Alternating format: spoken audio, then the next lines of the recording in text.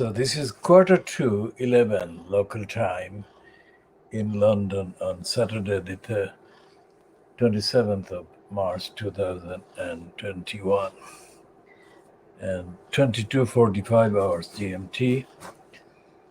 And we are continuing. This is part 2 or part B.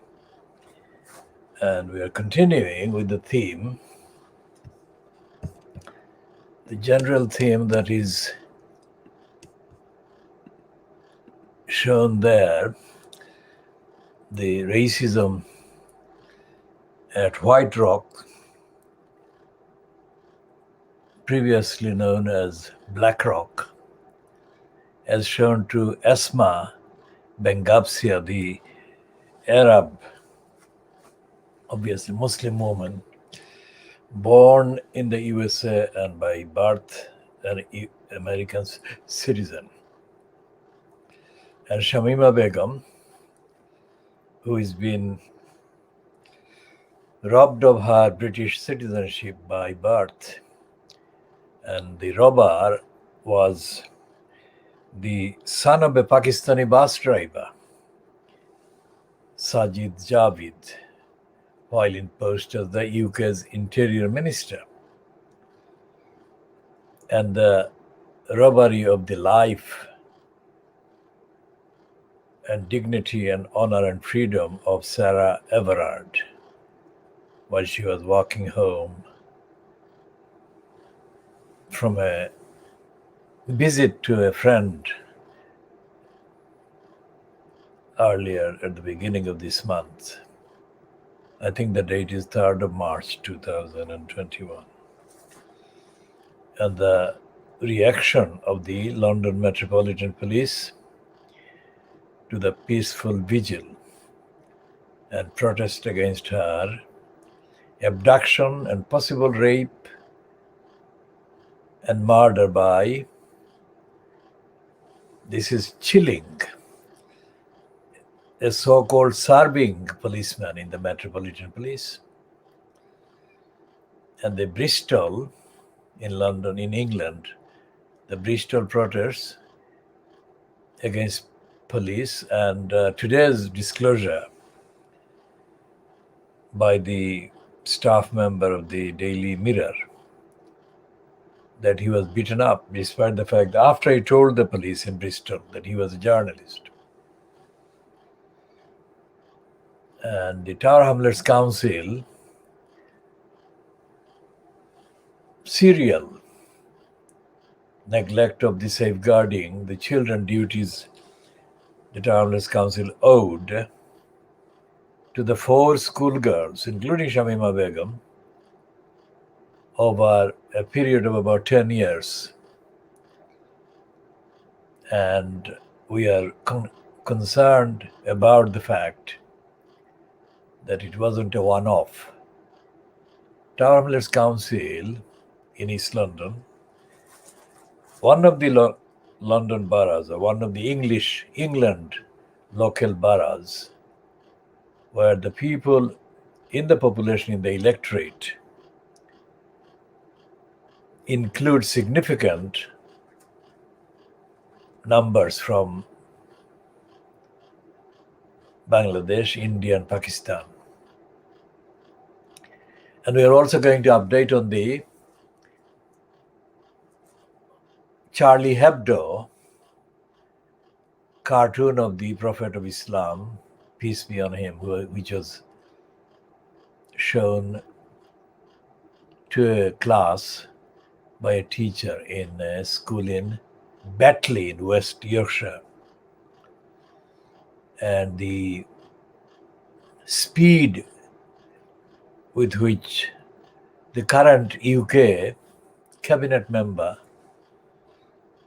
at the expense of education, Gavin Williamson, who looks like the actor Michael Crawford, the lead player in the series, BBC series, 1970s series, Some Mothers Do Have 'Em.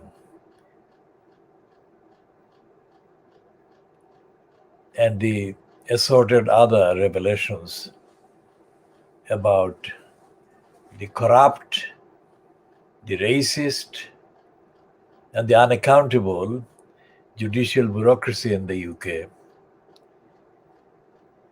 and similar issues. And finally, the question of Tower Hamlets Council being currently lumbered with the corrupt post of elected mayor. It is possible to remove that post only if genuine campaign is done currently, asking the voters to vote no to the corrupt post at the 6th of May 2021, date when this mini kind of referendum question is going to be put.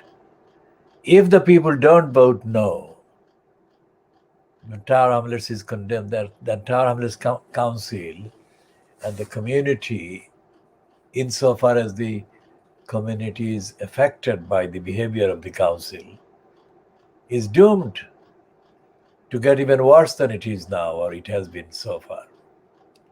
So these are the items that we shall be covering in this particular edition. It is not possible to predict how long it will run for, this particular edition, but I'm going to do my best to cover all of these items and the ancillary related relevant issues. Internationally, in Bangladesh, there has been at least 2 days or 3 days of kind of confrontation between the protesters against the visit, I think, which has taken place now on Saturday, 27th of March 2021. Visit by the Brahminist Indian nationalist, anti-Muslim Narendra Modi. We don't say any of these things by casually referring to him without consideration. These are all facts, and the opponents of the visit by Modi included people who are not necessarily religious. Bangladesh is a Muslim majority country, obviously, and most of the protests have been organized by Islamic groups and parties and others. But the others have actually included a large number of, or significant number of people that are openly not religious, but are opposed to Narendra Modi being given that kind of honor by the Bangladesh government. And that is based on the record of Modi as a very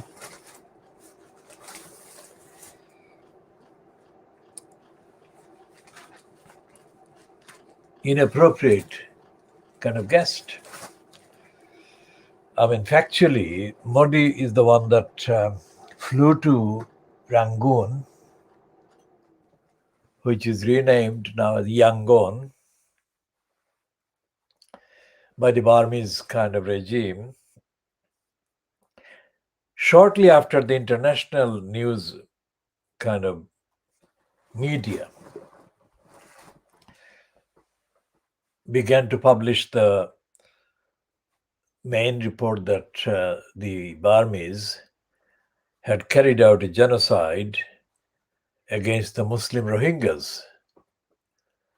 And Modi flew to Rangoon and congratulated the leader of the genocidist regime, Aung San Suu Kyi.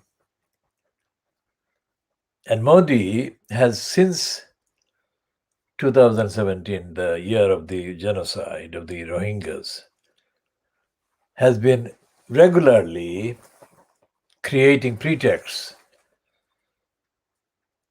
to attack the Rohingya refugees. in parts of India. The largest number of refugees from Rohingya are located in a place called Cox's Bazar in the Chittagong region in Bangladesh, which is geographically, physically the nearest to Rohingya on the borders. And the Rohingya state, a region in Burma, is called Rakhine state. But it has been an area populated by Muslims in Burma. They're Burmese Muslims for hundreds of years. And the fact that it has been so is evident in the references to the invasion by the Muslims in what is now the Rohingya area or Rakhine state to what is now Bangladesh, various parts of Bangladesh, hundreds of years ago, 100 years ago, 150 years ago. And there are various legends and various tales and children's rhymes about that. So the genocidist Burmese claim that the Rohingyas were Bangladeshis who had infiltrated Burma recently is a complete, absolute, intentional, anti-Muslim, illegal, criminal lie. There are regions of the subcontinent where political state and ethnicity do not kind of correspond with one another. I mean, people from not just the subcontinent, but into the kind of areas that include Iran and going to Saudi Arabia and Iraq, and to the northwest, Kurdistan, and into Turkey, and then to the north and Central Asia. All these countries with a stan, S-T-A-N at the end. These are people ethnically and racially very much kind of from the same or similar backgrounds. So the Asian continent has got large numbers of people who look like me, and the strict description, classification is not clear cut, but we are not Mongoloid, which is the Chinese, and we are not the Negroid, which is the African people. So there are three main groups. So we fall into the Caucasian in that kind of classification. So the people in Burma are, on the one side, the majority numerically are the Mongoloids, and the Rohingyas are mainly Caucasian. The pigmentation is different. Obviously, it varies, but the majority of the Rohingyas are Caucasian. And that is not evidence in any way that the Caucasian Rohingyas, because of their ethnicity, are therefore not Burmese. And you go to all the other countries in the Southeast Asian region, and the Mongoloids are the majority, but they're not exclusively so.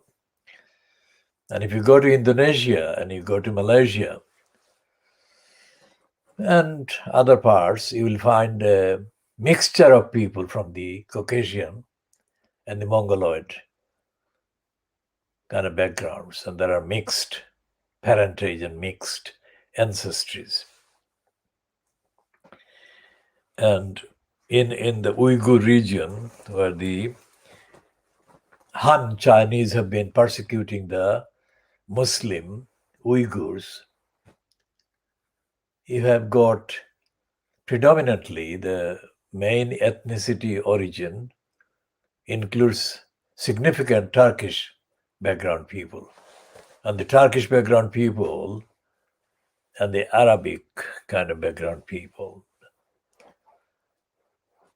mixed, predominantly Caucasian. And when the Spanish kind of Arab presence in Spain occurred, the composition of the religion of the population obviously underwent change, and a very significant Muslim presence became evident in everything, architecture, of course, in human beings, and so on. So the Muslim population in Spain, although they have been slaughtered, massacred, and genocided by the Christians later, the Muslims of Spain cannot be described as not Spanish or as being Arab or as being Turkish. So the whole world has got people of different ethnic backgrounds, faith backgrounds, but they are not to be confused with people of the countries of their ancestors. So we come back to the first name, Esma Bengabsia. She was ridiculed for not wearing a kind of Christian gear during Christmas by her co-workers or so-called co-workers at White Rock in the USA.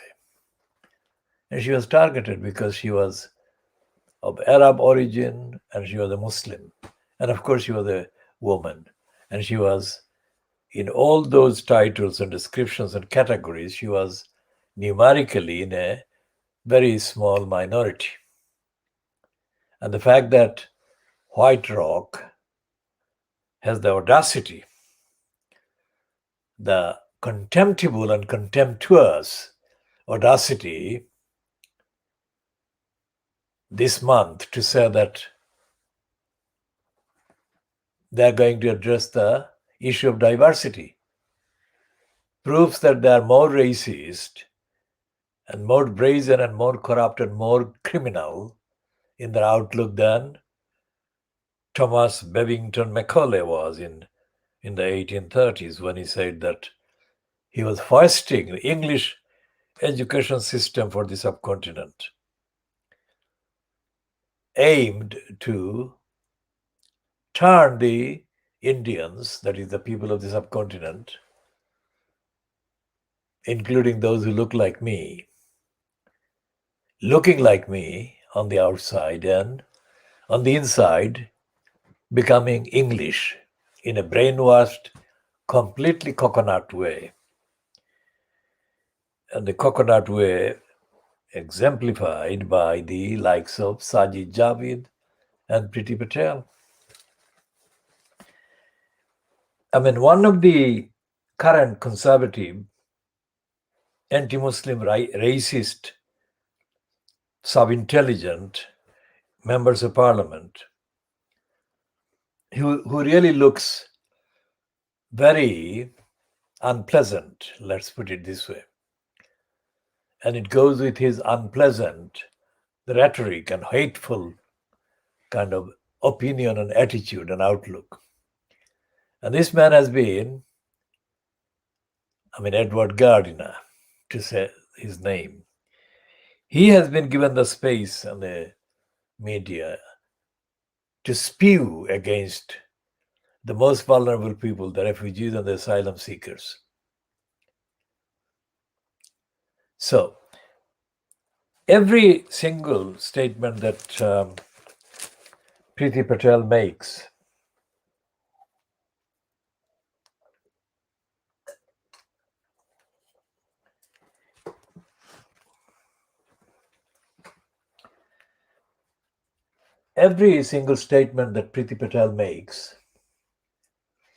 or every single statement that Gavin Williams makes, this is the Times of Friday, yesterday, but this is the front page that I'm holding up there to go with the commentary and the diagnosis. So every single statement that Priti Patel,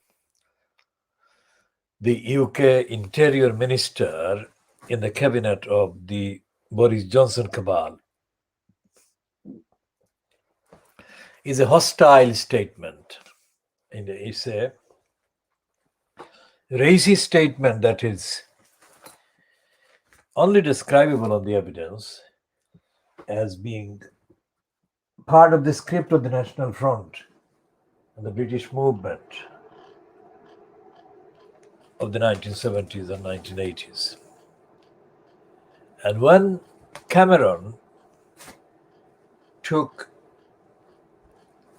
residence at number 10 Downing Street in May 2010, after the racist Gordon Brown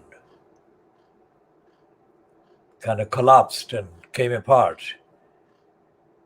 because the mixture of his racism and his capitulation to the racist agenda and his failure to represent a coherent internationalist narrative against racism and racist backwardness and hostility of environment.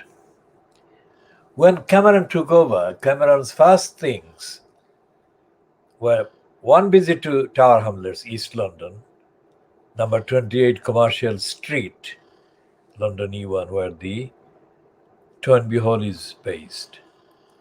And there he mounted, at the beginning of 2011, only a few months after he took over,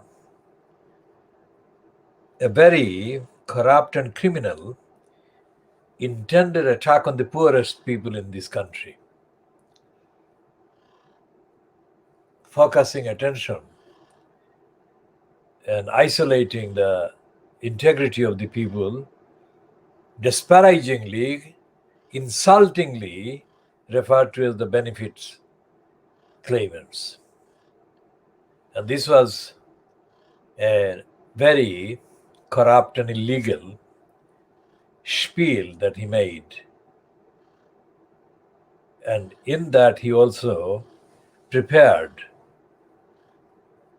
the actual ground for his later anti-Muslim rhetoric that he delivered not long after at an intentionally choreographed venue in Munich. Now, Munich is the place where Hitler made his notorious Nazi kind of claims. And Cameron, of all the spots and places in the world and in the UK, chose Munich, where he echoed a lot of Hitler's and Nazis' rhetoric against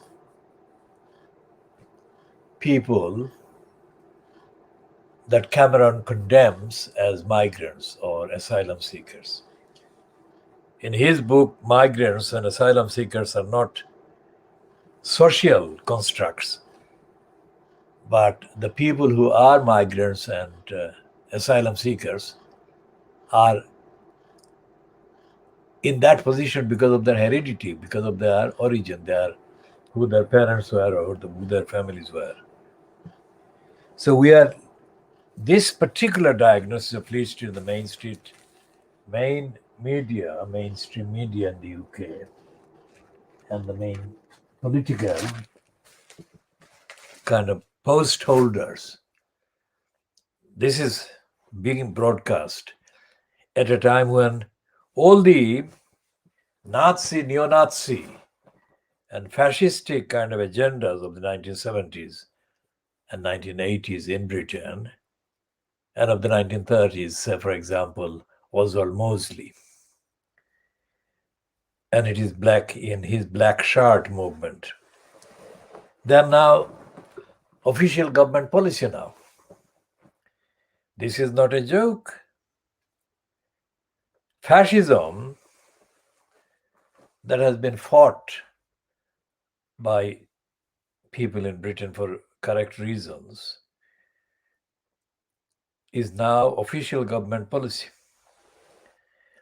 And what has happened with the police bill, that is actually a fascist bill, because it proscribes, that is to say, makes unlawful or illegal the most basic civil liberty actions. And this is happening at a time when the narrative, the rhetoric, and the commentary is completely silent against this. There is tokenistic, going through the motion, bogus concern being expressed by parts of Lee Street, but essentially the Daily Mail, which openly appeased Hitler's Nazi party in the 1930s, is having the best Nazi propaganda opportunity now. And all their columnists, both on the Daily Mail group and also on the Rupert Murdoch-owned Dirty Diggers group, Times, Sunday Times, the Scum and the Scum on Sunday, and the Times Radio, which Murdoch has launched recently. These are all openly advocating fascism. They're not doing this by copying exact words that Hitler and the Nazis or the Oswald Mosley kind of used. What they're doing, they're using different kind of phrases and phraseology to actually get across the same message. For example, there are two words that have become established by the racists and Nazis in Britain in the last 12 months. One is woke, and the other is cancel culture, the phrase. Both of them are against those who oppose racism and fascism. So woke is a word they use to describe anti-racists and anti-fascists without calling them anti-racists and anti-fascists. And that is a crafty way, a dishonest way to hide and conceal their true activities and conduct and agenda. And cancel culture is the same. Cancel culture, like George Bush, the first one, not the second Bush, but the first one, gave high circulation by this political correctness. That was the previous form of abuse of anti-racists and anti-fascists, calling them politically correct in a derogatory sense. It is, of course, politically correct for the best of reasons, because as the founding statements and declarations of the United Nations says, the very purpose of setting up the United Nations was to avoid the scourge of the war that they call Second World War, but I call Second European War, because the war was actually initiated by the Europeans, not consulting the rest of the world. But that is my reason, and I have been saying this amongst other things. I mean, this is the vocabulary, that is my vocabulary, my diagnostic philosophical vocabulary, which includes the name Edward Said. It's not Edward Said, the individual Palestinian academic who was given an academic spot in the USA, but it is the impact and the implication of Edward Said Let me explain in short paragraph. Edward Said was, of course, a Palestinian, but he was not a Palestinian. He was not a representative of ordinary Palestinians, not because he was bourgeois or he was middle class, and the majority of the Palestinians were not bourgeois or middle class.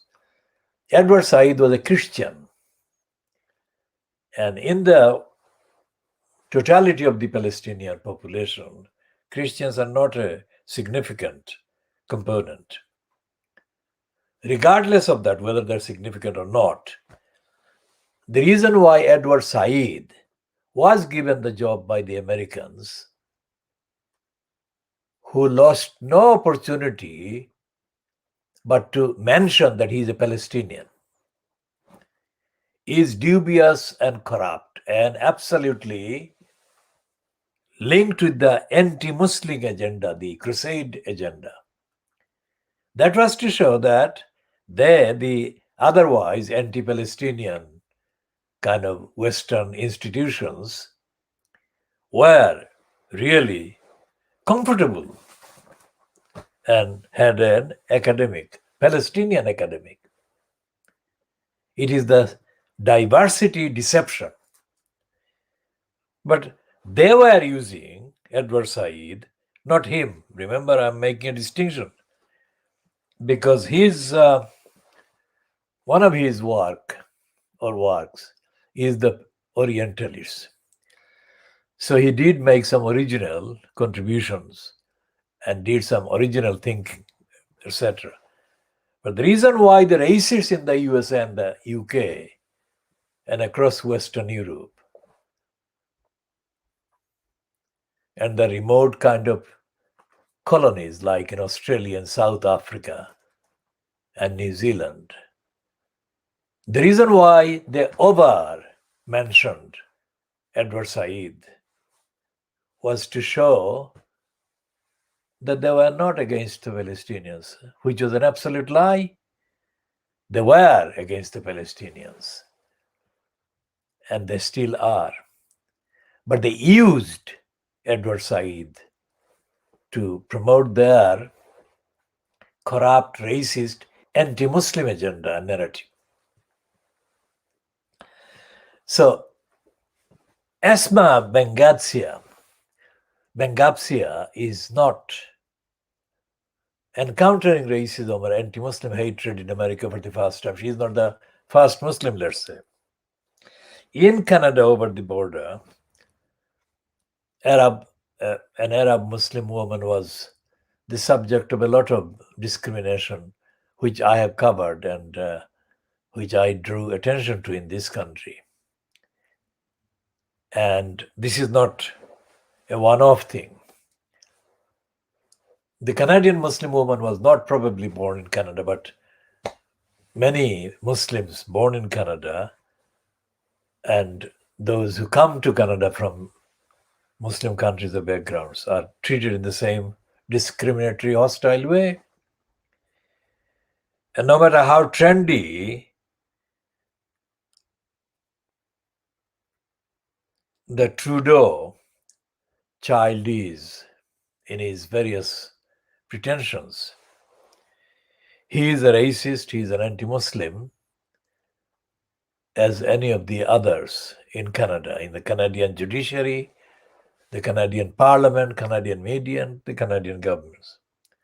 And it's not just one part of Canada, it's right across the country. And despite the fact that Justin Trudeau kind of politically made an opportunistic stance to come across as better than Trump by making bogus kind of gestures showing that he was tolerant of Muslims. The hostility against Muslims in Canada remains unabated. And the Canadian media, the Canadian television executives, Canadian television presenters, journalists, so-called, they're all of them are racistly hostile, and they are patronizing of the Muslims. So, for example, the type of person they welcome, just like the Edward Said kind of, let's say, syndrome. The Edward Said syndrome is repeated over time. I mean, it's not just Edward Said himself that they have been abusing or exploiting. So in the last 18 months, let's say, or 2 years, I mean, definitely before the pandemic, there was a woman from an Arab country who was rescued from a country in either Thailand or one of the Southeast Asian countries, where she was able to use the internet and Twitter, Facebook, whatever, to highlight her plight. And she was eventually rescued by the Canadians who gave her a home. But the way the anti-Muslim Canadian women paraded her and exploited her was absolutely stunning. I'm not going to give the details of that because it can be all found if you look up. I'm just giving a reference. So, and even Biden has behaved like Trump, in the case of the murder of Jamal Khashoggi, the Saudi Arabian journalist who was murdered on the order of the Saudi member concerned, so-called Crown Prince. Biden said he is not going to do anything. He has published the American internal security reports confirming who ordered the murder, which act, that is the publication of the name, etc., or the reports, were withheld or suppressed by Trump. That's the only difference. Trump suppressed the report, but Biden lifted the suppression, published the report, but then did the same thing as Trump. He didn't want to take any action against the Saudi royal families or Saudi governments, Saudi states murder. Same thing with the so-called ruler of Dubai, who has been reportedly having at least 2 of his daughters kidnapped and kept captive. And one of his daughters, Princess Latifa, according to reports she posted on the internet a few months ago, the Indians, Narendra Modi, actually allowed the Indian Navy to arrest her on behalf of the oppressive Dubai head of the country.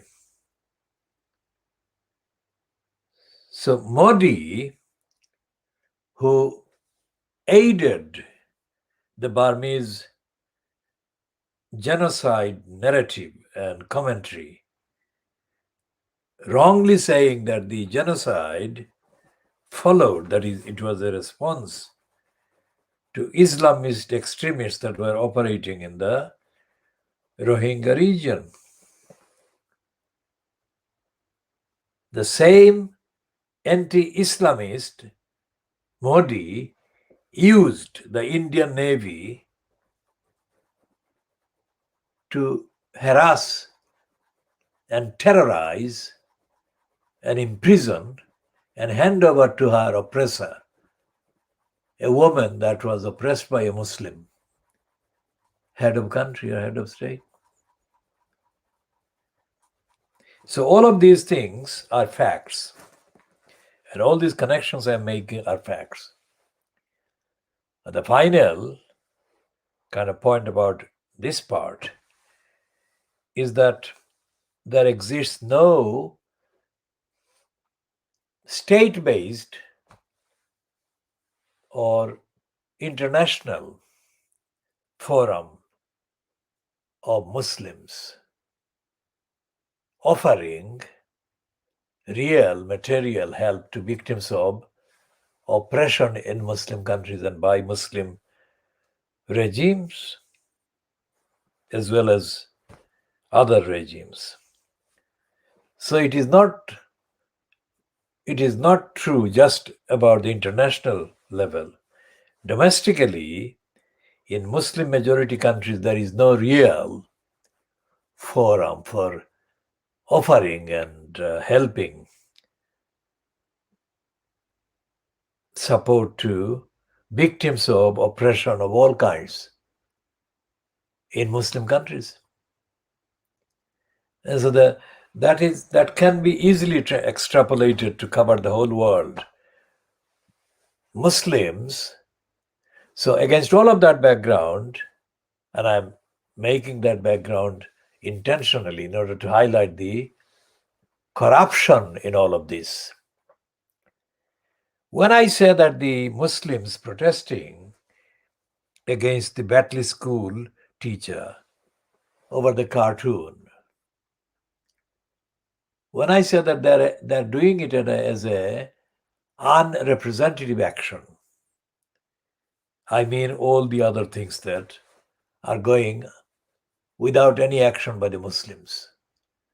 So this criticism that I'm making is not a criticism of the right of these persons to protest. No way. I'm making the criticism because, as I said yesterday and before, these same people in Batley or similar people in Batley and Birmingham, say Bradford as well, who are seen and visible as protesting against Christian or white people doing wrong things or anti-Muslim things, are very silent when Muslims do the wrong things.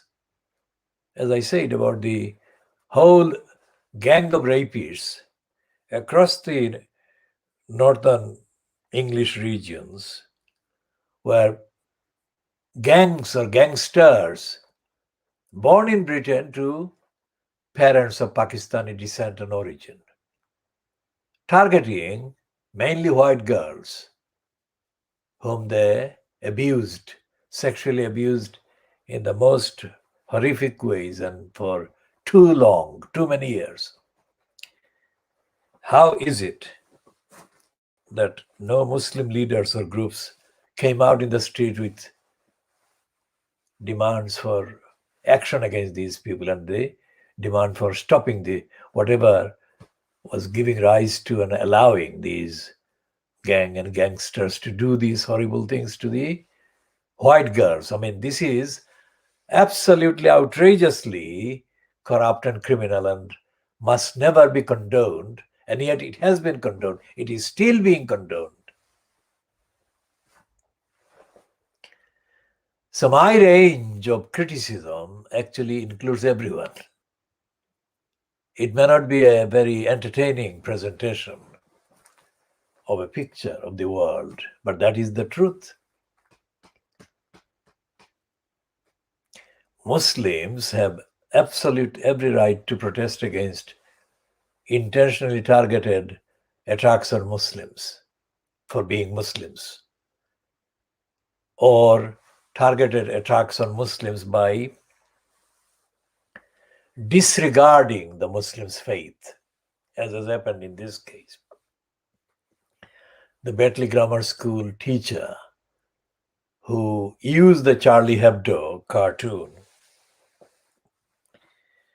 was operating on a brainwashing kind of program that Muslims' sensitivities, particular sensitivities on issues like the Prophet, who has no image, that they didn't exist. And that these children, the significant numbers of whom were Muslim, could be targeted and treated as the targets of brainwashing under the guise of teaching whatever course this attack was a part of. As I said yesterday, the intervention of the so-called Muslim PRS, Saida Warsi, is very significant because Saida Warsi was put in post as a kind of junior minister by Dave, call me Dave Scam Aron, the racist criminal, David Cameron. Criminal because he's racist and a criminal because of the lobbying reports that have come out this week, that he intervened and lobbied for illicit payment of public funds to a gang of criminals posing as business persons. And his share in return for his lobbying, which couldn't have lasted more than a week in total, got him 70 million pounds, according to the reports in Fleet Street this week. So these are people who have proven corruption and criminality in their career. But these same criminals are given a moral height by the contradiction and the dishonesty on the part of the Muslims who stage selective protests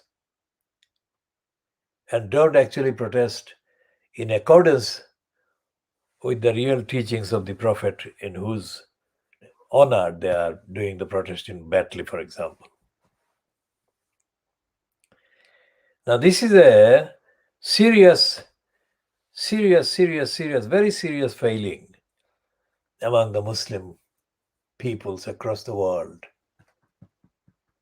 And it seems to me that I'm the one that I know, I'm the only one who exists, as far as I know, who is disturbed by this. And I have not known any Muslim who has actually even noticed this.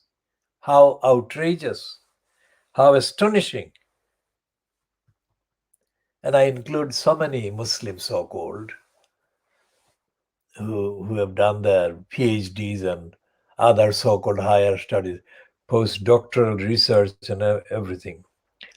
I shall diagnose a crook who did the PhD at Cambridge, and he was helped by me and my family.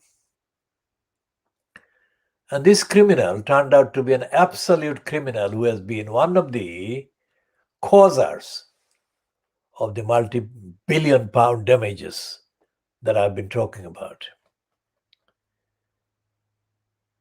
I mean, no matter how much the four notorious American multi-billionaires own in terms of cash and resource equivalents, I mean, the South African-born Elon Musk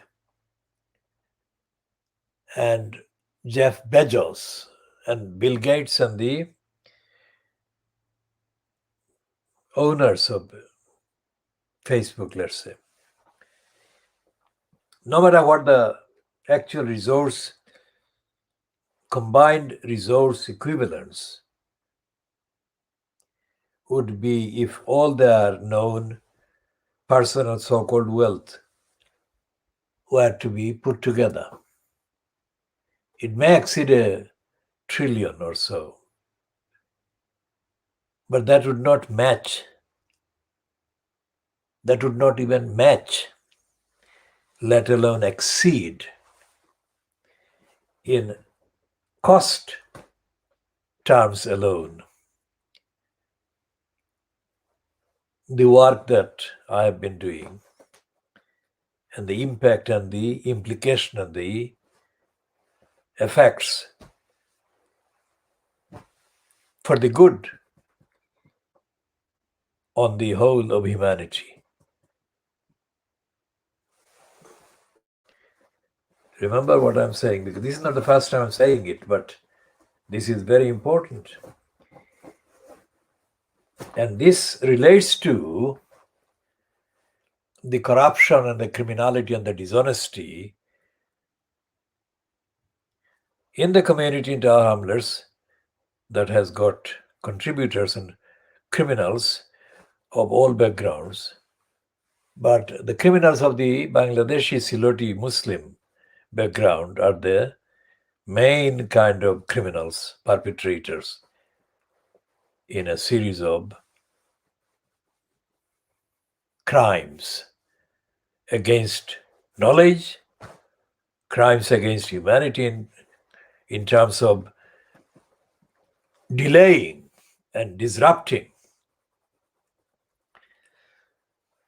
the overdue programs right across Africa and Asia and in Europe of very serious actions to, first of all, stop the dependence on the West by the people who are in extreme poverty in Africa and Asia. So you can add up the amount of benefit that they would have received if my program were not disrupted and delayed by these criminals that I've been talking about earlier.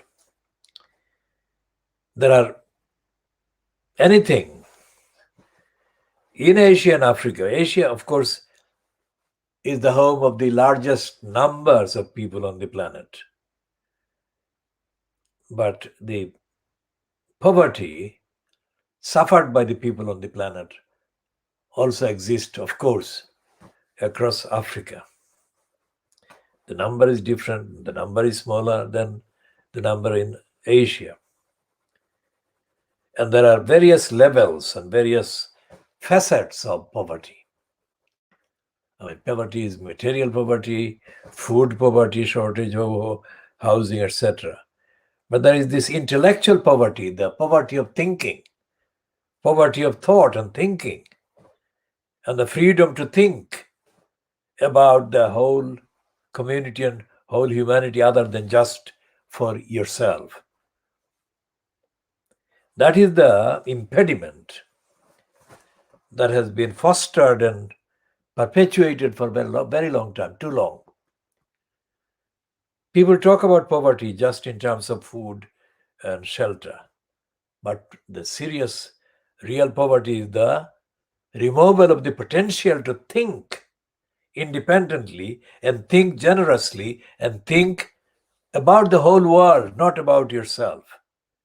Now, you cannot do that if you are restrained and constrained and limited and deprived and kept in starvation yourself. There has to be a significant level of kind of freedom from shortage of food, shortage of shelter, etc. And freedom from a disruption, harassment.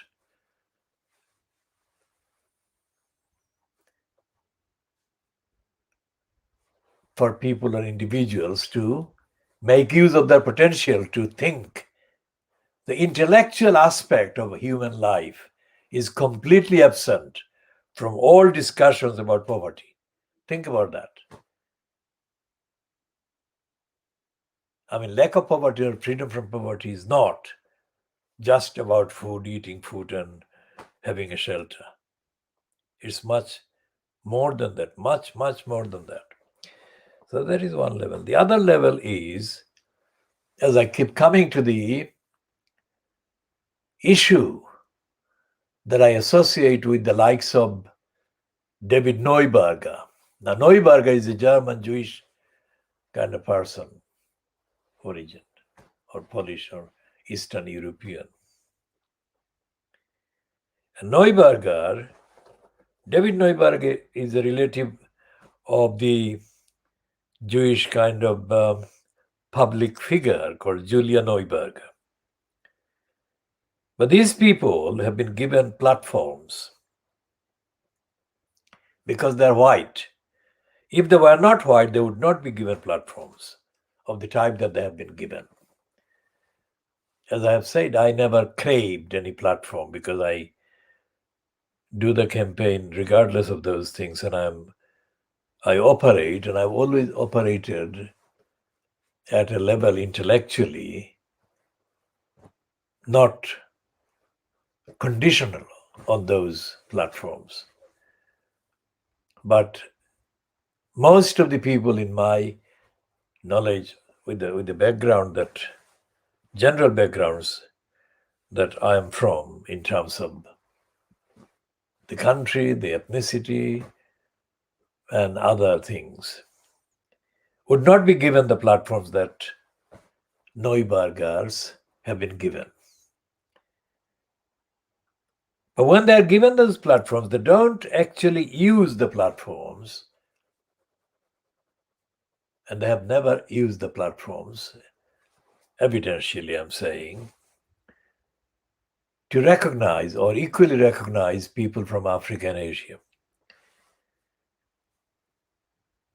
So it's similar to what Edward Said did, but Edward Said at least occasionally referred to Palestinians. And what is happening in the current fascist surge, operated by Fleet Street, operated by the BBC, operated even by the Guardian and the academics, and the political parties, of course, the main one being the Conservative Party, but not exclusively the Conservative. The Labour Party, so-called, is an active aider and abetter, as are the so-called left groups in the country.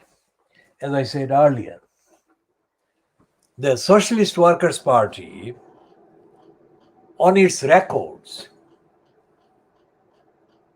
has been a contributor to the secret service and a saboteur against the self-determining activities and campaigns organized by people of African and Asian backgrounds. And so this program, this is the world exclusive diagnosis of Fleet Street, is doing a number of things at the same time. We are doing the diagnosis of the mainstream media, the Fleet Street papers, and the BBC, incidentally, contextually. But we are also diagnosing the mainstream politics and everything else, the government, and the impact and the implications, and including, of course, all the pillars of the state, or all the estates of the state of the UK. So we go back to the Charlie Hebdo cartoon used from a few years back by the Batley grammar school teacher. And we then come back to the last 10 days or 2 weeks, which is 3-4 years since the Charlie Hebdo cartoon was originally published. And we see the Fleet Street hostility to Charlie Hebdo. Why? Was it because they realized 5 years later that the Muslims were correct to condemn Charlie Hebdo? No. The Charlie Hebdo name remained, and its particular approach to cartooning remained unchanged in terms of the style and the reliance on topical news for getting into the headlines by doing something topically, the talking point, or topically being discussed by the ordinary media. Charlie Hebdo is not an ordinary media, it's a periodical. But the difference is that unlike the daily print media in France, Charlie Hebdo, the print media, publishes very occasionally, but not kind of consistently occasionally. It manages sometimes to hit the jackpot of attention, which is the test whether it has been successful or not. And it got the cartoon about Brenda, that is Queen Elizabeth II, sitting on the neck of a cartoon figure of Meghan Markle. Well, Meghan Markle is saying she can't breathe, which is absolutely almost perfect timing and perfect kind of parallels and illustration. Because the man who died in Minneapolis, who was killed by a policeman, white policeman, sitting on his neck, while he, the victim, George Floyd, complained that he couldn't breathe. That has been only slightly changed and most effectively applied against Brenda and the royal family's racism. And all effective, powerful cartoons, as I said, they hit the jackpot very much accidentally. It doesn't always work, but this one worked. So when a cartoon works, whether it is expected to work or not by the cartoonist or the publisher is a different matter. But when it does work, it actually serves to enlighten the area or draw attention to the area, highlight the area. And in this case, the area was racism in the royal family. Absolutely perfect timing, because just before the Charlie Hebdo cartoon against Brenda was published,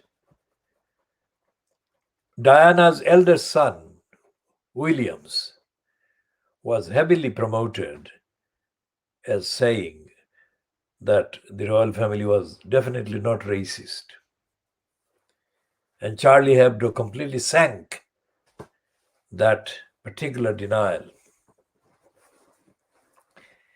And what will go down in history in this context of the Oprah Winfrey interview and the series of allegations that Meghan Markle has made is that the royal family is truly depicted as a racist, sadistic, cruel, unfeeling, racist family. And Brenda's, as I said before, Latin phrase, annus horribilis, now has been replaced by this Charlie Hebdo cartoon. And because the Fleet Street and the British kind of stooges, the British media is essentially a stooge media that actually aids and abets and magnifies the achievements of the royal family. So it has been in complete kind of denial about Charlie Hebdo cartoon. That's why it is not being talked about, this cartoon.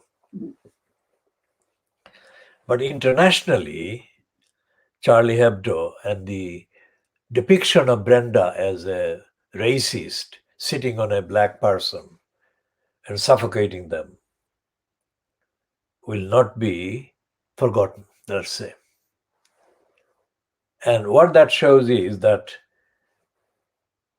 while the domestic Fleet Street and Parliament and the judiciary are all colluding with the racists, one racist colluding with another racist arm of the state or agency, internationally, various interventions like Charlie Hebdo's intervention from France, just across the small waters here, or the major intervention via the Oprah Winfrey interview. These have now overshadowed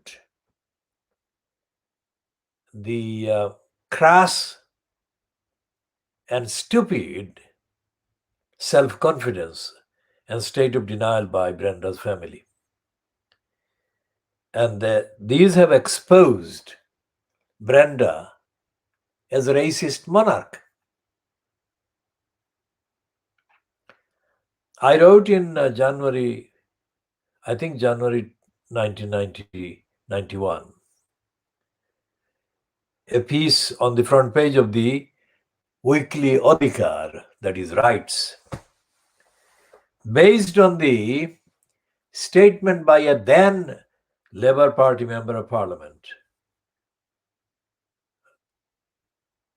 who asked the Queen, remember that was 91, beginning of 91. So it's, 1981. Yes, 1980, December 19th, 1980, was the date of the first edition of the weekly Adhikar being published. So 2 weeks, the third week, I think, of the Adhikar was published in January 1981, not 91.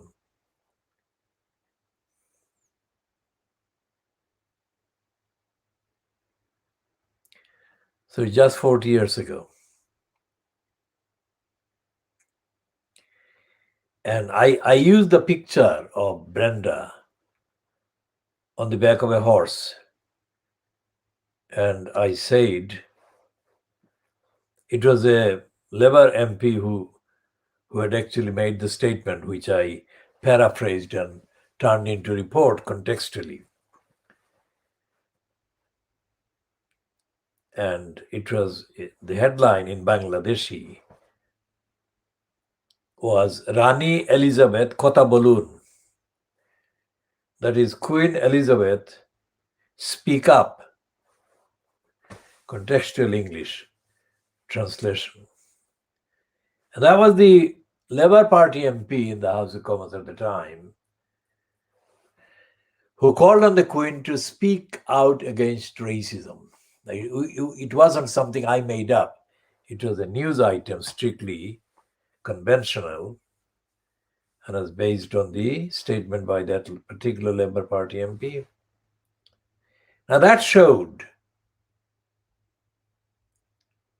the persistence and the persistent kind of ID as a racist monarch. Now that was 40 years ago. 40 years before Charlie Hebdo cartoon showing monarch Brenda as a racist, suffocating a black woman by sitting on her. Now, in the 40 years, I have not seen any direct message or statement or suggestion by Brenda condemning racism. Okay? If anyone watching this thinks that I am not recounting correctly, then they can DM, send a direct message by the Twitter account of Khoodeelaar with the facts. No discussion, just the fact as to where Brenda might have addressed racism or opposed racism. But my view is that she hasn't. And my assertion is that she never said anything against racism in response to the journalism that I did in January 1981.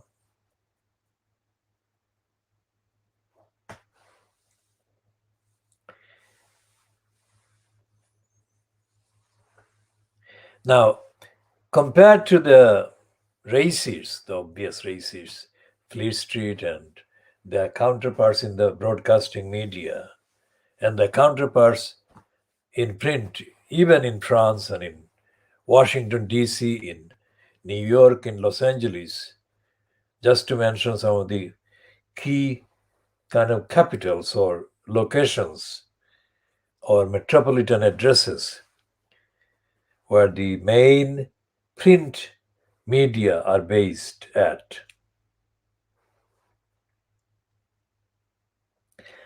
When I say that even if I don't speak, say, any number of European languages or read any number of European languages, I can say contextually that I don't have to know those languages in order to understand the narrative and the agenda of the print or the media published in those languages.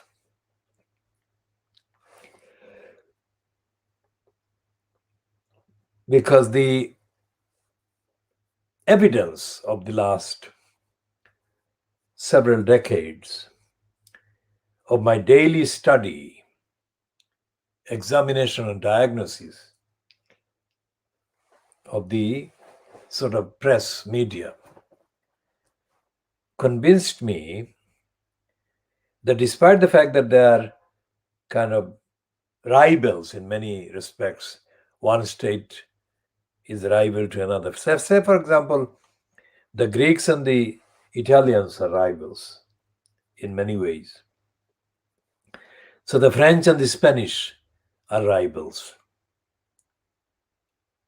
And so on, the smaller states across Western Europe are rivals to one another.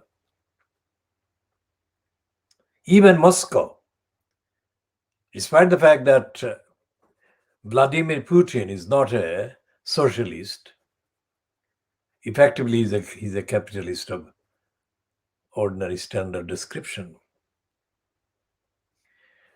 I mean, the contents of the narrative and the rhetoric used by the Moscow-based press and in effect repeated and relayed by the Moscow-based broadcasting counterparts. When it comes to Muslims and when it comes to racism, the Moscow-based political agenda about Asia, about Africa, is absolutely similar to what I see in London, in Fleet Street, or in Washington, or in Los Angeles, or in New York.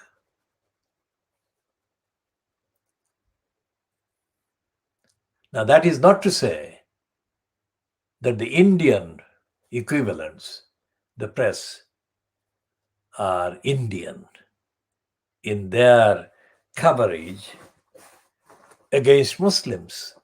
For example, on Shamima Begum, this week, they have started to report on Shamima Begum's recent reported appearances as a Western dressed person. And there was a man called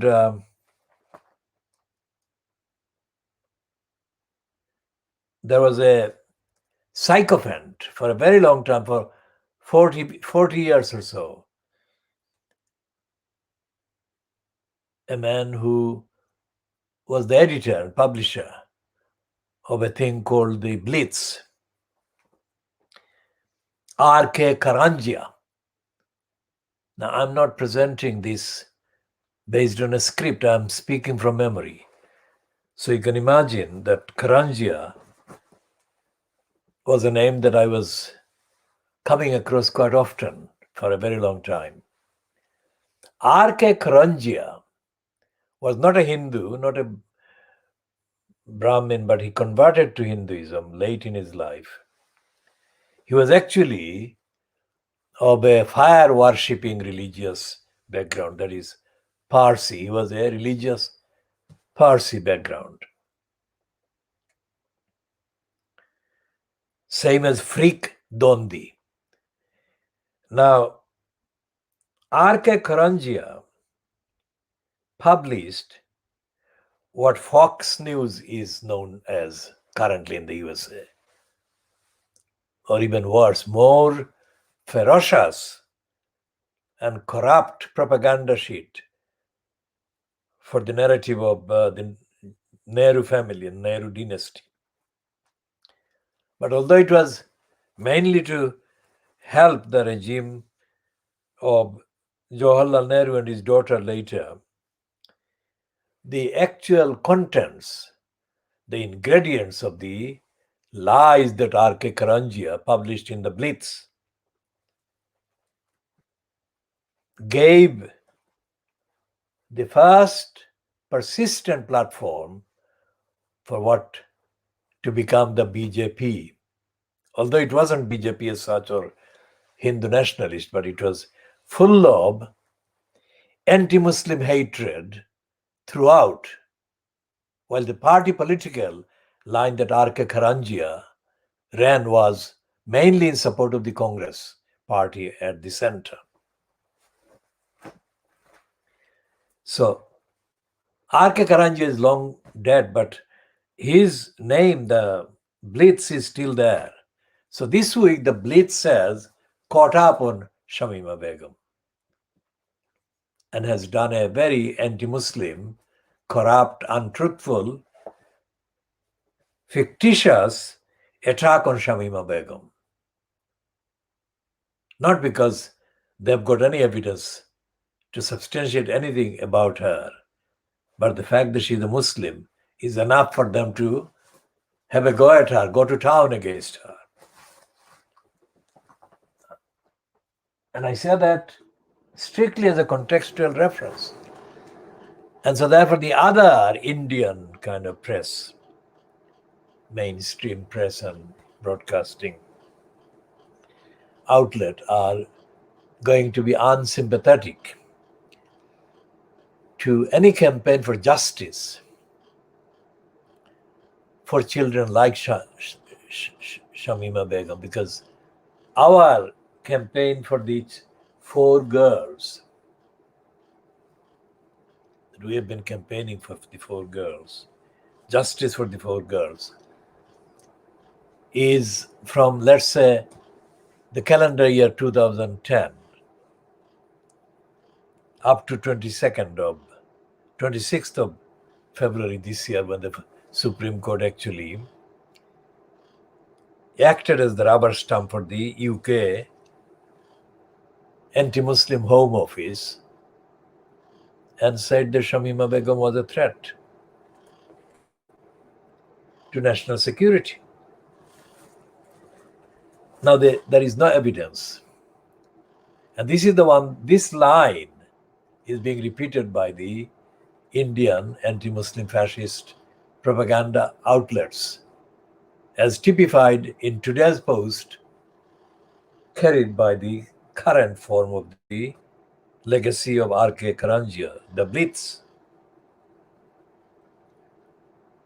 Now the stupidity of the Bangladesh kind of counterparts of the so-called press is evident in the fact that so many of the Bangladesh-based or Dhaka-based titles are named in imitation of Indian titles. So there is a kind of form of a blitz in Bangladesh. It's nothing like the original, but except in the dishonesty. And there are other titles in Dhaka that are complete plastic outlets. One of the main reasons why I don't actually discuss any of the Bangladesh-based titles is because I know them more than I know the Indian ones or the Pakistani ones, because I was, for a significant number of years, actively engaged in finding out the truth and publishing. And I found that I was the only one who was publishing those things. And I've been vindicated on every particular detail. No matter whether they're so-called Bangladesh nationalists or so-called Bengali nationalists or the so-called Islamic kind of political groups they are all dishonest, and they're shallow, and they're corrupt. Now, of course, all these three categories are found in India and Pakistan. As I said before, not today, but in a previous number of editions. This program will start looking at the press in India, and then the press in Pakistan, and the press in Bangladesh. I mean, when I say that looking at the press, it includes, of course, looking at the politicians and the political individuals and careerists in place and in posts at the time. And the fact that when he took over as Prime Minister, Imran Khan actually issued a couple of statements that went down very well internationally, because they were seen as refreshing departures from the corrupt years of Pakistan politics. That was at the beginning. And even our platforms, not this program, because the program didn't exist at the time that Imran Khan got in. But he posted on our Facebook and Twitter accounts commending factually as a reference those particular statements that Imran Khan made upon getting into the office of Prime Minister. But Imran Khan has not done anything to live up to any of those expectations. First of all, Imran Khan is silent. And secondly, either he is an instrument of something else, I don't know what. Whatever it is, or he is stupid, except a few slogans. He doesn't have to listen to me. But I'm sure that other people have said things very similar to what I said a few times when I commented on him on this broadcast. And the one comment that I'll refer to here in this period, because this is 27th of March, so it's very near 25th of March, which has been marked in Bangladesh as the 50th anniversary. When Imran Khan allowed one Pakistani general recently to say publicly that the relationship by Pakistan with India should be kind of changed. What he meant was that the tense relationship should be changed by a cordial or calm relationship. That was a good move, good diplomatic move by any country about their neighbors. And as a student, an active student of international law and politics and history, I think that is how it should move. That doesn't mean that they should give up their precautions against the rivals. Say India or Pakistan are entitled to be very cautious about their neighbors. That is their right. In fact, that is their duty, to safeguard the country from any untoward happening resulting from ambitious actions by the neighbor. Ambition applies to Pakistan as well as India. Now, that is a fine diplomatic kind of statement. Now, why didn't Imran Khan follow that by marking the 50th anniversary along with Bangladesh and saying good things about Bangladesh. Number one. Number two question. Why didn't Imran Khan say sorry to the victims, the civilian victims I'm saying, and I said all along, the civilian victims of the Pakistan Army's assaults, rapes, gang rapes, murders. Why didn't Imran Khan say sorry this month, this week, to those civilian victims? And why didn't Imran Khan say that there was no mandate, de facto or de jure, for anyone acting in the name of the state of Pakistan during 1971 to carry out any crimes against humanity? And why didn't he say that the behavior of the Pakistan Army in 1971 was a crime against humanity and a crime against the founding principles of Pakistan itself, founding aims of Pakistan itself? And why didn't Imran Khan say that he would work with Bangladeshis interested in setting up an international inquiry, investigation into the behavior of the army against civilian people in Danish Pakistan, now Bangladesh? And why didn't Imran Khan say that he would start paying compensations to the victims or their survivors or descendants of those attacks? What law was Imran Khan following by staying silent on all of those? As I said originally when I advised him to say sorry for the atrocities, crimes, and massacres and rapes committed against civilian people by the Pakistan Army, I also said that if he did that, Imran Khan or anyone as the head of government in Pakistan said that or did that, then that would have the equivalent benefit for the whole of the subcontinent,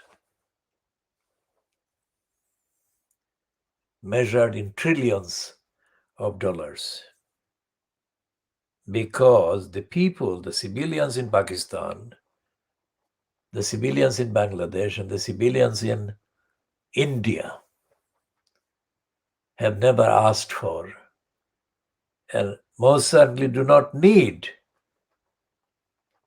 any conflagration, any confrontation, and most certainly any waste of hundreds of billions of dollars equivalent in the proliferation of war preparations.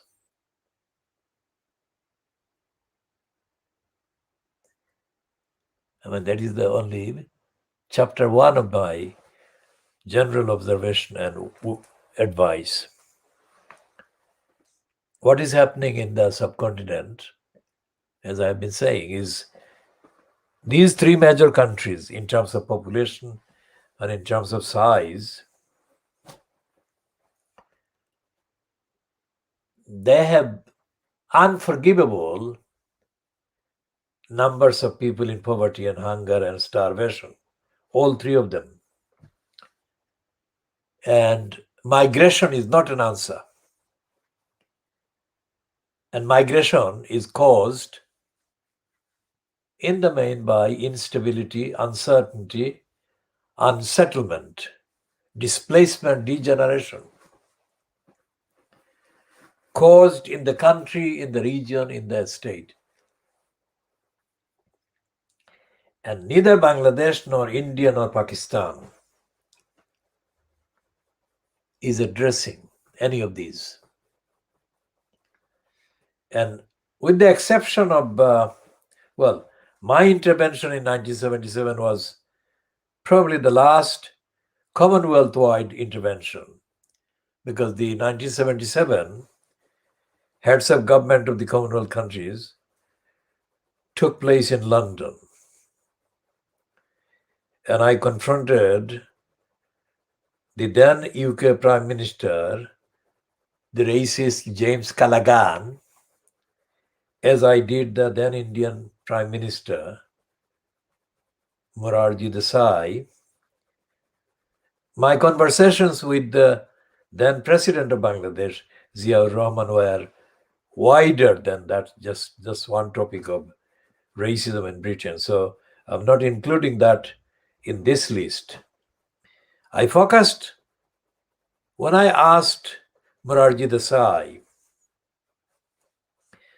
the question about his government position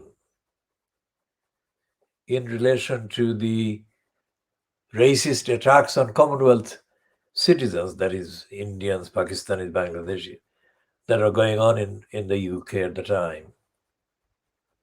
My question was relatively short in length, but the magnitude of my question could be expressed in a very deep, long thesis of about 1,000 pages. Equally, Morarji Desai's tautological idiocy of a reply to my question could be also expressed in a volume of 1,000 pages, at least. Why is it that I'm the one who is asking these awkward questions and there is no known questioner from Pakistan or India or Bangladesh in the same kind of context? Why? Because if I can see these things, why can others not see the same things?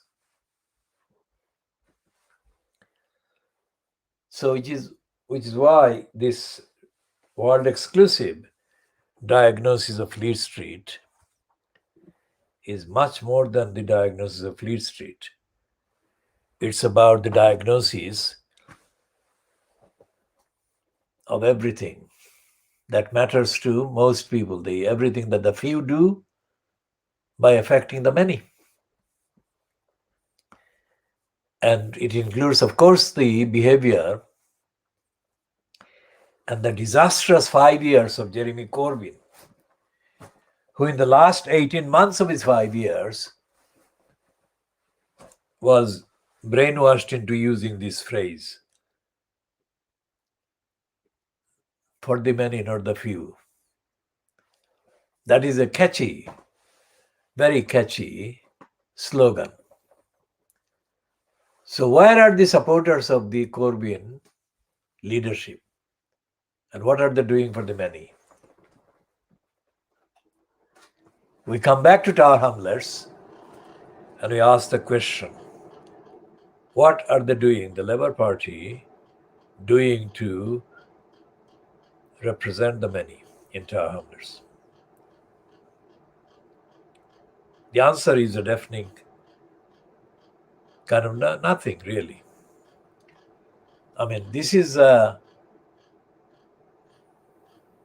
just 4 weeks, maybe just about 5 weeks before the election on the 6th of May. And the question is, election or vote, let's say, whether the mayor system should exist to continue or not. The ideal answer would be no. But as we saw in the May 2010 referendum, the Labour Party were on the face of it saying that they were opposed to the mayor system. But then it later turned out that the leader of the Labour group on Travelers Council at the time, Abbasuddin alias Halal, was making false statements because he didn't actually want the no campaign to succeed. Because during that period, before the 6th of May 2010, I was told by a Labour Party member that, Brother Haque, why are you saying that the Labour Party is against the mayor system?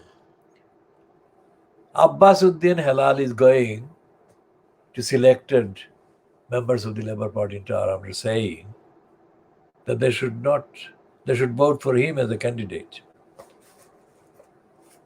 That effectively cancelled any notion that Abbasuddin alias Halal was against the mayor system in 2010.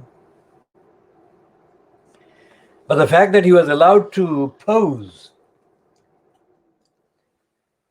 as the lead organizer of the various discussions about the mayor system showed that among the Labour Party councillors, there were other dishonest people as well, because they too wanted the mayor system, while on the outside they were saying they were against the mayor system. So now, 5 weeks before the 6th of May, several people, as we have posted on the Twitter accounts, in Tehran Labour Party are saying that they are against the mayor system. And I have to point out that it is quite possible that the lies that were perpetrated in 2010 are being perpetrated even now. If I am wrong in this observation, I will be the most delighted to be found to have been wrong, because I do want the mayor system to be scrapped and the no vote to be the majority vote at the 6th of May 2021 vote or voting.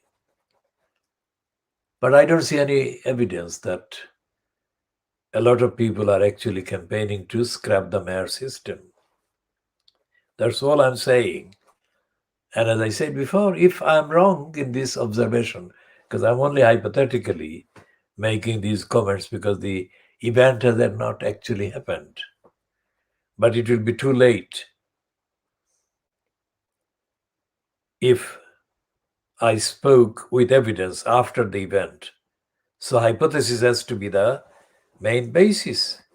And hypothesis informed by the evidence, the substantive,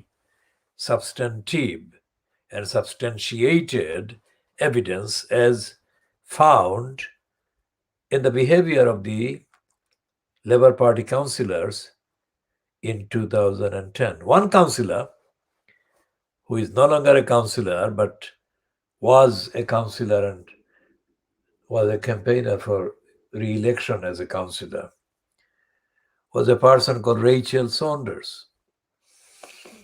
Now, Rachel Saunders surfaced in Tower Hamlets as a Labour Party member,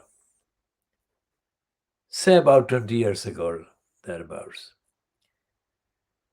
And Rachel Saunders is not originally from Tower Hamlets. But because she is white, she automatically found herself established as a member of the controlling faction of the Labour Party in Tower Hamlets, even though the London bureaucracy of the Labour Party has been corrupt and was corrupt and had been responsible for the state of Tar Hamlets Labour Party being kept under special measures. Now, the history of the Labour Party in Tar Hamlets is full of evidence of lying and corruption and dishonesty and racism and anti-Muslim hatred and plotting and all the other things. But Rachel Saunders, during one day of canvassing, one day that I was in the Bow area where a meeting took place, allegedly to discuss the no to the mayor system. And after the meeting, outside the building where the meeting took place, for some reason I found myself standing while Rachel Saunders was standing not far from where I was standing. So I asked her if she was seriously campaigning for no. She didn't answer that one. Instead, she said she was concentrating on getting elected councillor again. Now, there should not have been that answer, because campaigning against the mayor system and campaigning for her own candidature for election as a councillor again were not in conflict. They were not two contradictory things. But the reply she gave me told more than perhaps she realized. It gave away the game. That is to say, she must have known, although she wasn't telling me, she must have known that the dedication needed by the campaign to say no to the elected mayor was absent from her Labour Party co-candidates for councillors. That is what I concluded, and that is what I have said a number of times in various posts I have made about that. Rachel Saunders is no longer a councillor because she is now working for a career somewhere outside the council. But she has posted an alleged comment saying that she is against the mayor system this time. I have seen this in the last week, but I don't believe that she is being totally against the mayor system. Because in that statement that I've seen, probably coming on the internet from a Facebook account, Rachel Saunders praises the current mayor for all kinds of supposed achievements. And she refers negatively to the previous mayor, who was Lutfur Rahman. And she pegs her comments onto the events in Liverpool, because shortly before she posted her comment, she refers to last night's events in Liverpool, which must have been in the evening before she posted the comment. And she was referring to the report published by Max Koller, who has been glorified as an inspector,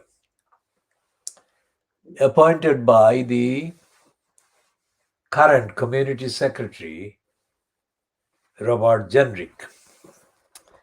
Now, Rachel Saunders knew Max Koller over a period, and Max Koller and Ken Knight were the two commissioners sent to Tower Hamlets by Eric Pickles. Now, Max Collar and Ken Knight regularly overpraised Rachel Saunders at meetings. And the occasions that I actually observed by being sitting next to or very near Rachel Saunders and Peter Goulds, I couldn't hear, and therefore I couldn't understand what Rachel Saunders was actually saying at those meetings. But I did notice Max Collar oozing with praise for Rachel Saunders. I cannot understand what his reason was, but that was what I noticed and observed. And I confronted Max Collar and Ken Knight, while Rachel Saunders was sat next to them and next to John Biggs as well. And I openly gave a loud and noisy denunciation of the racists and liars. I called them racists and I called them liars, Ken Knight and Max Collar. And the evidence is contained in the documents because they lied. So I'm not sure that Rachel Saunders is 100% campaigning among members on the ground in the community in Tower Hamlets to support a no vote. I'm not saying she is not, but I'm not sure that she is. And when I spoke to at least one member of the Labour Party in Tower Hamlets, I was told by that member that this particular member thought that there was a need for more active campaigning for no. And they were not noticing that there was enough active campaigning for a no vote. I have seen some other people, as I said, I have mentioned them in the Khoodeelaar Twitter account. I have named them. But I still don't believe that there is an atmosphere for securing a no vote on the 6th of May, despite these people saying that they are against the mayor system. One person that I haven't mentioned in the post, or maybe I have mentioned him, I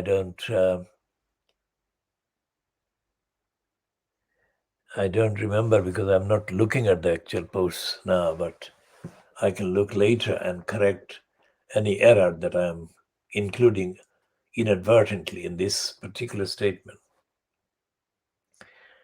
But overall, what they're saying is not strong enough, because the campaign for yes is still going on.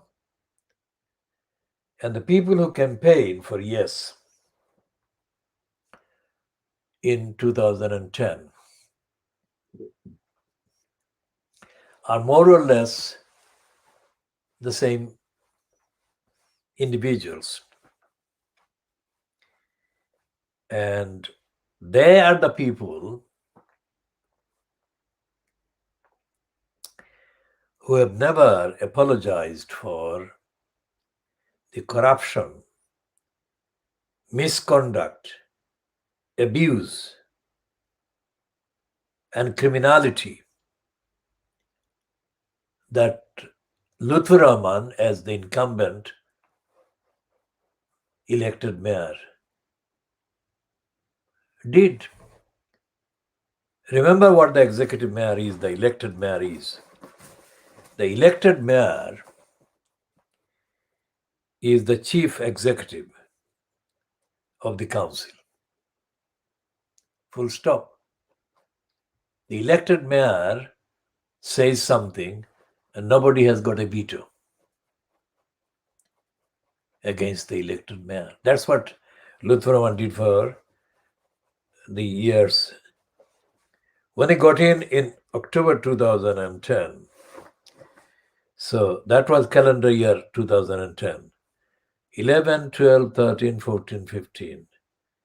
So it was 6 calendar years that Lutfur Rahman was in post as the elected mayor. Remember, elected mayor within quotation marks, because I don't believe in elected mayor, and I don't believe that Lutfur Rahman, in my view, had the qualifications or the character to get elected at all. And I have outlined and I have detailed and I have named and mentioned several incidents and several individuals, so I don't have to repeat those. And as I say, anyone who thinks that my references to and descriptions in the context of this discussion of the behavior of, within quotation mark, Maulana Shamsul Haq, associated mostly with the Ford Square Mosque in Whitechapel,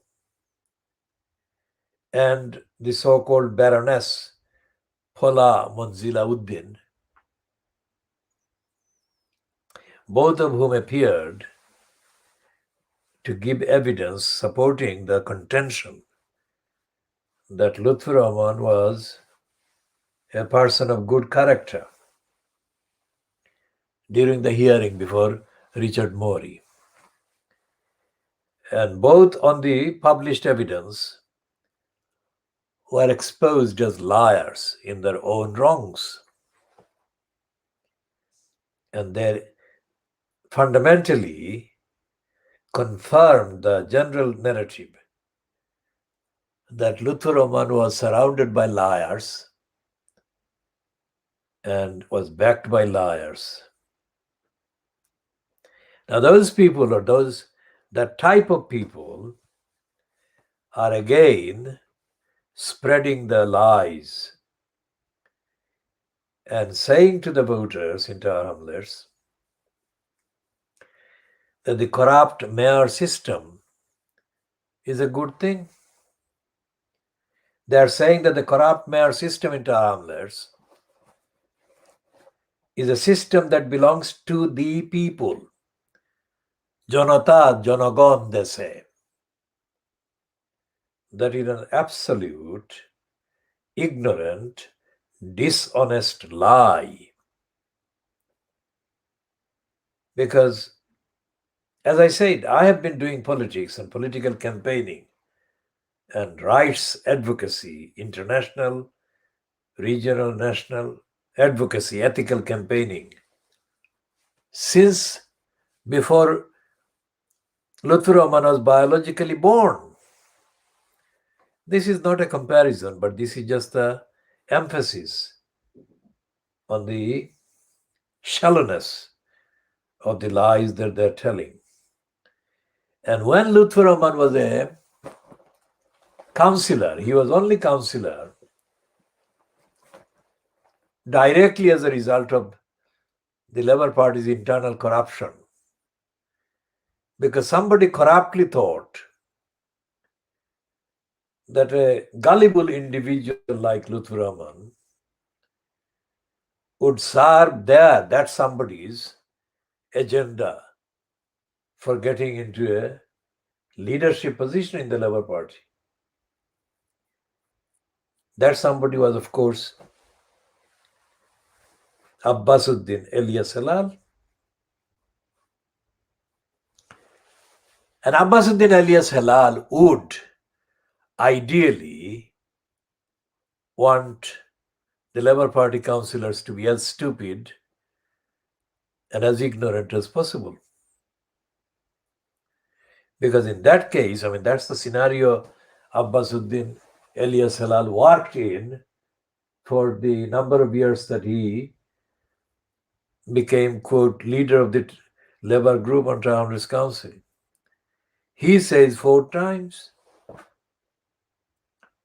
That means that a kind of in Siloti, there is a phrase, Auror Mazahi al Raza. I mean, if you've got a field that has got people of limited abilities, then the person who has got some abilities is more likely to get the top position. So Abbasuddin alias Halal operated on that fallacy for too long. So therefore, I'm not sure that the people, including Abbasuddin alias, who are allegedly saying that they want the mayor system to end, I don't think that they are doing enough work to stop the other side misleading too many people for the vote. I'm not saying that will happen, but it is a kind of psephological possibility. I'm not saying it's a certainty, but it's a psephological possibility. Psephology is the study of electoral behavior. And psephology is not quite properly listed in the dictionaries yet. But in the vocabulary of broadcasters, psephology is quite often used. Now, the people who have come or gone on the record as saying that they're opposed to the mayor system have not listed any real arguments against the mayor system. That doesn't mean that the mayor system has no defects. I'm saying that the defects have to be listed. And these people that I have seen and mentioned haven't said the defects enough times or enough of the defects. And for an effective campaign to secure a vote, no vote, all the defects of the mayor system must be clearly, consistently listed. I'll discuss more about the yes campaigners a bit later. Back to the commentary about the backlist school. One of the things that happens when Muslims, like the Batley protesters, kind of stage a protest about schools, almost always about schools. One of the things that happens in reaction to Muslims making a protest about schools, curriculum, etc., is that no matter where it is, and most of these protests have been happening in the last decade or so in the northern English countries, in the England counties. The London-based broadcasting outlets immediately start to operate a program of dismissing and distorting what is happening by way of the main kind of demands by the protesters. And this is happening now with Batley. The woman called Julia, we call her Julia Heartless, and the last part of the double-barreled name we don't pronounce, because our version of her last name amounts to an obscene word. An obscenity is based entirely on her behavior. So we don't want to say that word on the record here, just for decency reason. But Julia Heartless is one of those white, racist, self-serving women that the mainstream media gives overly big platform to. Now, Julia Heartless is on the record as having praised her. It's her public statements. Praised her sexual attractiveness. Because although she says that she didn't suffer any harm when a man put their hand on her thigh or her leg or whatever. She says that, but she also says that while she is exploiting the Ferrari created by somebody else, accusing another person of sexually harassing them.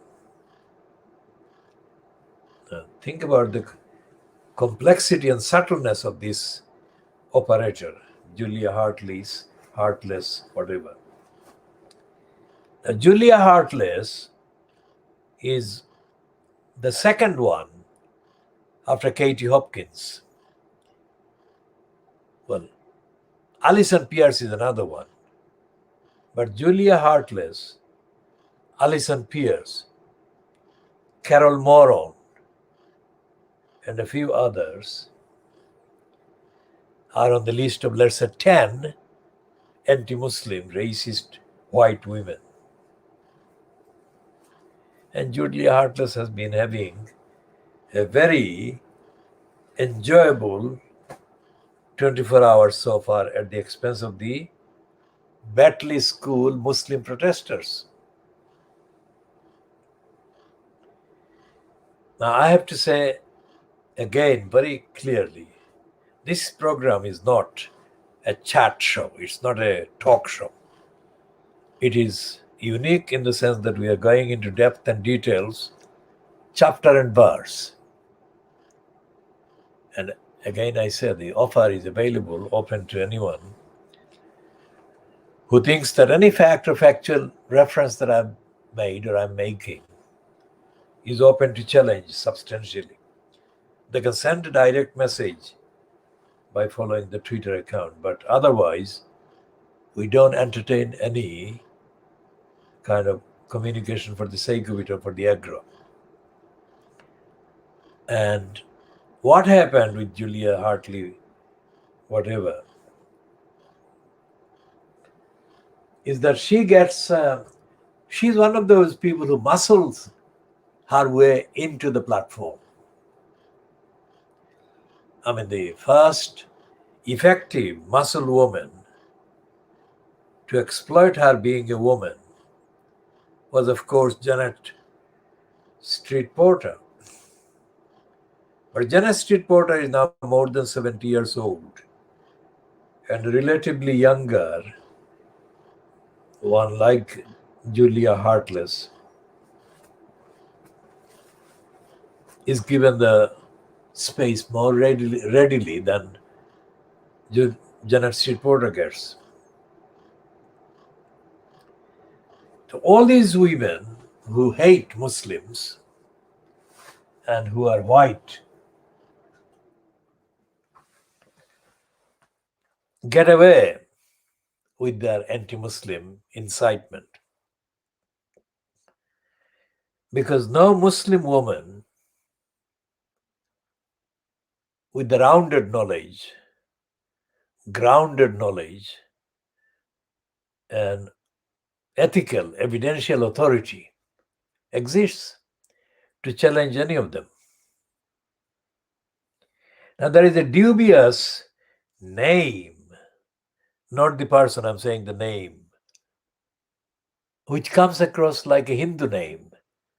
And apparently, the person whose name it is claims to be a Muslim. But then she has posted in the past, boasts that she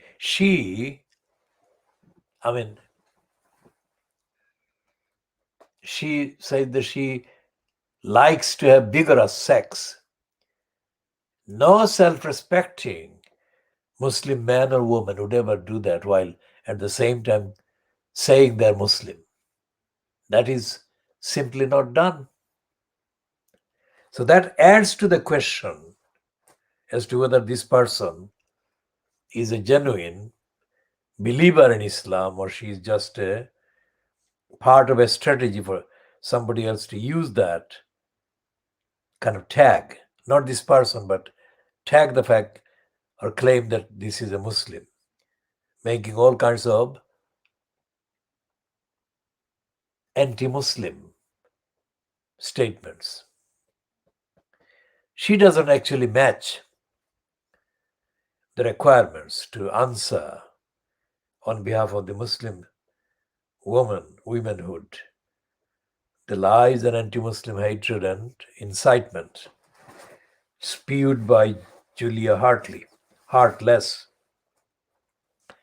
and the recently kind of installed first Muslim woman Secretary General of the Muslim Council of Britain is no match either. There are some other Muslim women in certain posts in kind of public sector, let's say, or in the charities. But they all fail intellectually, evidentially, ethically, and morally, and in terms of the depth of knowledge in the field concerned. So what we are doing is pointing out these things. We are not saying that these women should not be in posts that they occupy. We are saying that there is not one that meets the requirements. And Julia Heartless, I think she thinks that she's a member of the royal family. Well, she's not alone, because there are several other white women kind of journalists who actually think that they're as important as the royal family.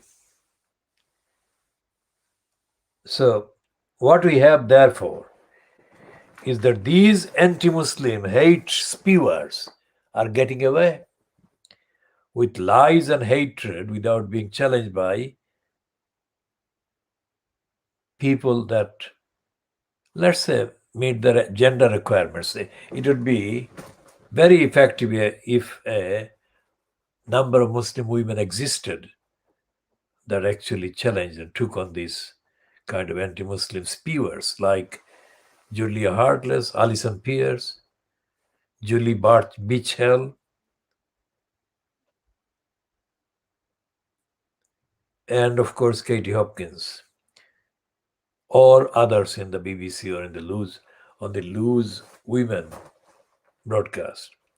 I mean, Lose Women still have a kind of relationship with Janet Street Porter, but she's not one of the currently mainly hyped members of the Lose Women slot on ITV. There are degenerate women, degenerate as racists, degenerate as fascists, degenerate as opponents of democracy, and degenerate as selfish, uncaring, cruelty peddling, lacking in compassion, self-servers in posts either as MPs or as ministers in the Johnson cabal's cabinet. Now, there is no Muslim kind of counter from a Muslim by Muslim women of intellectual ability and knowledge and ethical integrity.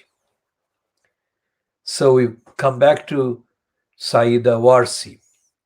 Now, Saida Warsi is a member of the House of Peers. And Saida Warsi was put in there by Cameron.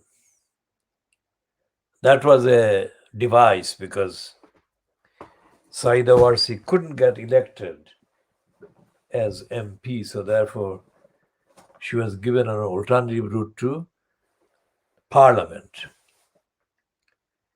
But Warsi has made a career as a kind of mentioned as a conservative and a conservative Muslim peer. But that's it. Warsi doesn't really have a record of speaking with the intellectual rigor and standard that is required on anything. And she pops up, whenever she does pop up, as a conservative Muslim peer, only when she can make a public statement declaring, announcing her presence and availability,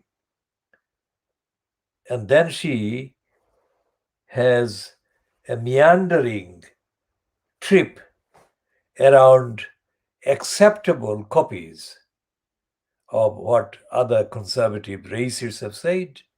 So she uses racist words, anti-Muslim words and phrases, and she doesn't add to the substance of the debate, let alone create a movement away from the status quo of anti-Muslim hostility and racist hostility and anti-Windrush generation hostility. So we find this country in public debate and discourse and public platforms as descending into fascism every time. And no organized opposition is being offered to the fascist descent.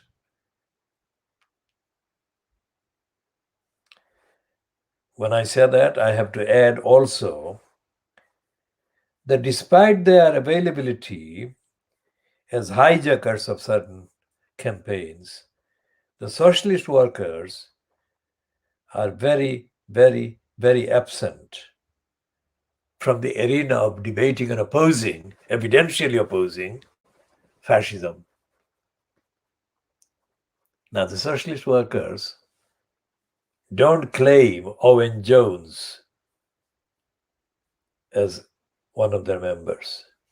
But Owen Jones, who is a hypocrite, he comes from the Merseyside area, I think, but he is a mainstream media kind of practitioner because of his membership of the corrupt club, Oxbridge. He has got the label of having gone to an Oxford college. We shall discuss the corruption of Oxbridge as a special series of discussion, diagnosis, evidential. Because my thesis is that there is no such thing as Oxbridge or its equivalent from France or the USA or Canada or Australia or New Zealand. If we are talking, when talking about Oxbridge, if we are talking about substance. So the real purpose of Oxbridge and its equivalent anywhere else, including Harvard, the real purpose, Harvard, MIT, whatever, the real purpose is a network of crooks and criminals that are placed in strategic jobs and kind of careers by other criminals who have preceded them, gone before them. Because in the courses, the actual courses, the academic courses at Oxford or Cambridge or Harvard or MIT or Yale, whatever, the actual contents are not kind of closed to others. So any scholar, any learner, any investigator is open to seek and obtain what the Oxford and Cambridge ones do, and more than most of the Oxbridge ones can and do get hold of. And in my case, it's of course It applies to any Oxbridge or whatever, because I've dealt with so-called Oxbridge dons and Oxbridge whatever, the students and alumni, whatever. Now, as I said before, one criminal at Cambridge who got a PhD, and he got that by using significant help from my family in London and in Bangladesh. And I shall discuss that criminal in due course, and I shall discuss the criminal solely as an exhibit to further the argument that having a PhD is no proof that somebody has achieved anything. The substance has to be there. In fact, so many PhDs are dished out by so many British universities of the so-called Russell Group that are absolutely pieces of criminality. Lies, fraud, deception, theft, plagiarism, and worse. So I shall discuss this criminal who is actually a resident in the London borough of Waltham Forest. He lives in the Leighton area. And I actually taught him over a period of 2 years. And this criminal has written a so-called PhD thesis, he says, about community groups in Tower Hamlets, Bangladeshi community groups in Tower Hamlets. Now, those who have been watching this program will know that we are conducting investigation into the events of the subcontinent starting in August 1947 up to now. As part of that, we are investigating the role of the Indian cinema, and we shall be looking at the role of the Pakistani cinema, the Bangladesh cinema, as part of the examination of the evidence from August 1947 to now. And all the things that are used as symbols or representative symbols, evidential, factually representative symbols of what the promise was for the kind of so-called movement for independence from the British, and what the reality has been. That is not the only aspect, but that's the key aspect of it. And looking at the whole subcontinent by using my involvement in the actual aims of freedom and liberation and human rights, I think we are doing another original investigation that will expose and have sharply kind of focused implications and lessons about the taking for granted of the slogans about independence by the systematic crooks who have taken positions in business, in government, and in parliaments and so on, and are doing more damage to the human rights and basic rights, civil liberties of the people in these countries than is ever being recognized,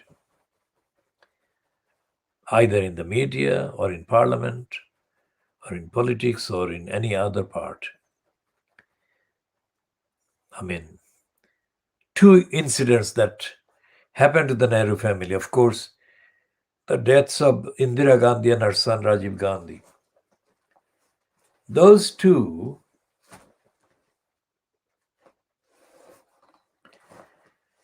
only highlight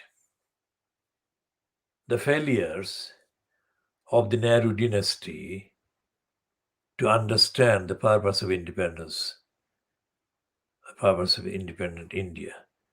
Now, Nehru wasn't kind of murdered like Indira Gandhi or Rajiv Gandhi, but Nehru did a serious series of disservice to the country. He lied about Kashmir and he lied about other parts, and he actually founded or laid the foundation of the very expensive, tense relationship between India and Pakistan. The independence for both Pakistan and India in 1947 was not supposed to be creating the kind of tension and hostility that it did create. So what I'm doing is looking at the evidence of why this happened and why is the Indian and Pakistani and Bangladeshi so-called media completely silent. I have looked at too many Indian films in the lockdown, let's say, and the films are flimsy, shallow, and very artificial, and hardly any mention of the actual promise for independence, the promise that were promises made for the people of India in the run-up to the 1947, August 1947, end of the so-called empire.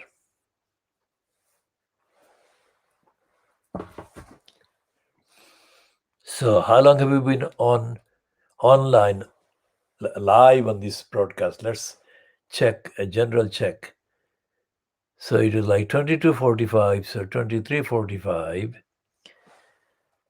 And what is the time now? It's just coming up to 10 minutes after 2. So 02 10 hours GMT. So we shall kind of call this one, we shall call to a halt this one, and we shall continue discussing the rest of it in the next editions.